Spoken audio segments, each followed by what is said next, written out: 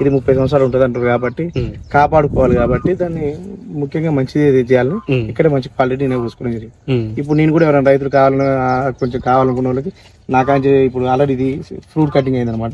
ఇవే branches cut చేసి ఇస్తే మొక్కలు అయితే అనమాట. మేమే మొక్కలు వేయడం జరుగుతుంది. మేమే ఎక్కువ కావాలి రైతులకు, వాళ్ళకి ఏమైనా అవకాశం లేకపోతే స్తంభాలు పోసి పెట్టమన్నా మేమే ఇప్పుడు దగ్గర 15 ఎకరాలు పెట్టించాం రైతులకి. వాళ్ళకి కొంతమందికి ఆర్థికంగా ఉంటారు కానీ పని చేసే వాళ్ళు ఉంటారు. మనం పని చేసి ఉన్నప్పుడు ఆర్థికంగా ఉండదు కాబట్టి దాని తగ్గట్టు మ్యూచువల్ అండర్స్టాండింగ్ లో రైతులు కూడా పెట్టిస్తే ప్రోత్సహించడం జరుగుతుంది. కొత్తగా ఈ పంటలోకి రావాలనుకునే రైతులు ఎలాంటి మొక్కల్ని సెలెక్ట్ చేసుకుంటే బాగుంటది? ఇప్పుడు మార్కెట్లో ఎంత ఉందనంటే అమ్మడం గురించి ఆలోచిస్తుంది రైతులు. నేనేమంటానంటే మన వాస్తవానికి మన 60 రూపాయల లెక్క అమ్మారు, ఇదే హోల్సేల్ మార్కెట్.